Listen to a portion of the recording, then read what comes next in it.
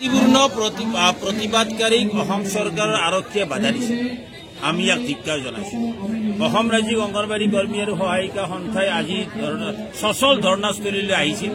তেওঁলোকে এটা আবেদন জনাবলৈ আহিছিল আৰু তেওঁলোকক আজি নলবাৰী, দৰং, গোৱালপাৰা, ধুবুৰী, আমাৰ বাক্সা, আমাৰ কামৰূপ, দক্ষিণ কামৰূপ, নগাঁও, হোজাই ইত্যাদি জিলাৰ পৰা আহিব বিচৰা সকলক বাধা দিছে, ভাবুকি প্ৰদান কৰিছে, চিঠি দিছে, পত্ৰ দিছে, আইনৰ ধাৰা উল্লেখ কৰি কৈছে আপোনালোকৰ বিৰুদ্ধে শাস্তিমূলক ব্যৱস্থা গ্ৰহণ কৰা হ'ব।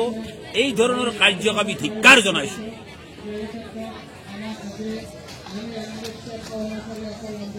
আমি আজি যোৱাকালিৰ পৰা আমাৰ এই যি কাৰ্যসূচী ধৰ্ণাস্থলীত আমি অনুষ্ঠিত কৰিছিলোঁ। এই কাৰ্যসূচীৰ কাৰণে অহাৰ কাৰণে আমাক যোৱা ৰাতিৰ পৰা অসমৰ পুলিচ প্ৰশাসনে এনেকুৱা ধৰণৰ আমাক মানে আৰম্ভ কৰিছে যে আমি কিমান যাম মানুহ, আমি ক'ৰ পৰা যাম, কেইখন গাড়ী যাব, আমাৰ কি ইউনিফৰ্ম আছে, এনেকুৱা ধৰণৰ কথা বতৰা কৈ ৰাতি 2টা বজালৈকে প্ৰশাসনে আমাক DSP, OC আমাক ফোন কৰি মানে হাৰাশাস্তি কৰিছে।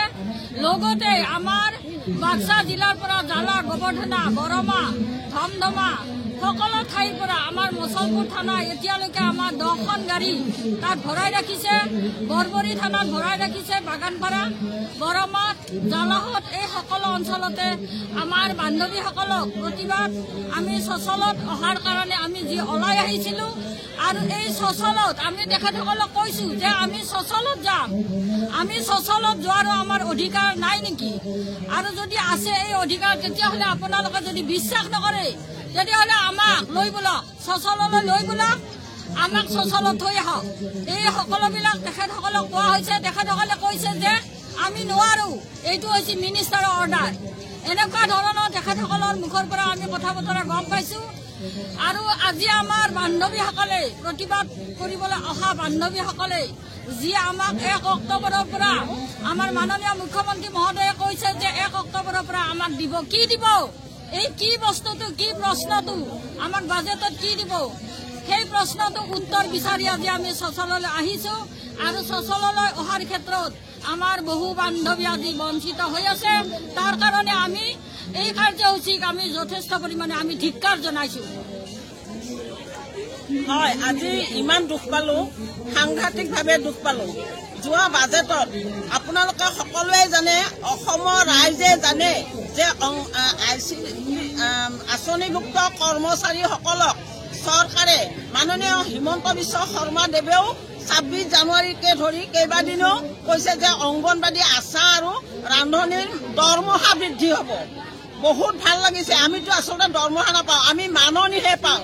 এই দৰমহা শব্দটো শুনাৰ কাৰণে মাননীয় মুখ্যমন্ত্ৰীৰ মুখত ফুল চন্দ্ৰ পৰিবলৈ মানে আবেগ অনুৰোধ কৰিছোঁ ভগৱানৰ ওচৰত। যিয়ে নহওক, আজি আমি সচলত আহিব লগাৰ কাৰণ হ'ল আন্দোলন, বাজেট চলি আছে, অসমত বাজেট চলি আছে।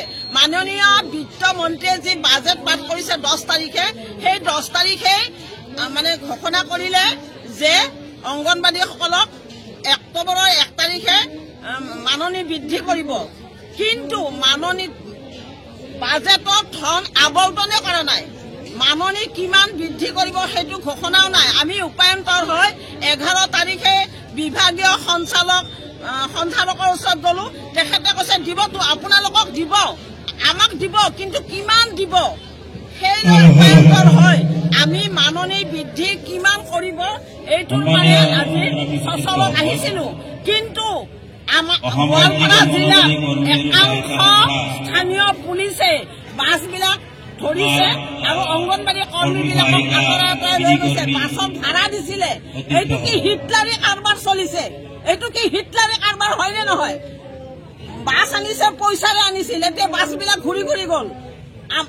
অসমৰ নিৰীহ এই তৃণমূল পৰ্যায়ত থকা মহিলা কৰ্মচাৰীসকলৰ ওপৰত হিটলাৰী কাৰবাৰৰ বাহিৰে অন্য একো নহয় বুলি আমি বিবেচনা কৰিছো। আৰে বাবা শাসন কৰক, আমিতো পুলিচ বন্দুক বাৰুদ লৈ অহা নাই। আমি সুস্থ অংগনবাদীয়ে চচলৰ পৰা দিছপুৰলৈ চিঞৰি কম যে চলিত বিধানসভাৰ বাজেটতেই অংগনবাদী কৰ্মী সহায়িকাক আপোনালোকে কিমান ধন দিব সেইটো ধাৰ্য কৰক, আবণ্টন কৰক, বাজেটত কিমান ধন দিব ঘোষণা কৰক। তাকে কৰিব আহোঁতে পুলিচৰ এনেকুৱা অমানৱীয় বুলি ক'ব লাগিব, অমানৱীয় অসহনীয় কথাবিলাক আমাৰ ভাল লগা নাই। আমি গণতন্ত্ৰ দেশৰ নাগৰিক, আমি কোনো বন্দুক বাৰুদ লৈ যুদ্ধ কৰিব অহা নাই। আমি খালি এখন স্মাৰক পত্ৰ মুখ্যমন্ত্ৰীক দিবলৈ আহিছো, সেয়াই আমাৰ অপৰাধ। সেইকাৰণে আমাৰ ওপৰত হিটলাৰী শাসন চলাই দিলে। ধন্যবাদ। আৰু বহুত ক'ব লগা আছে, পিছত কম।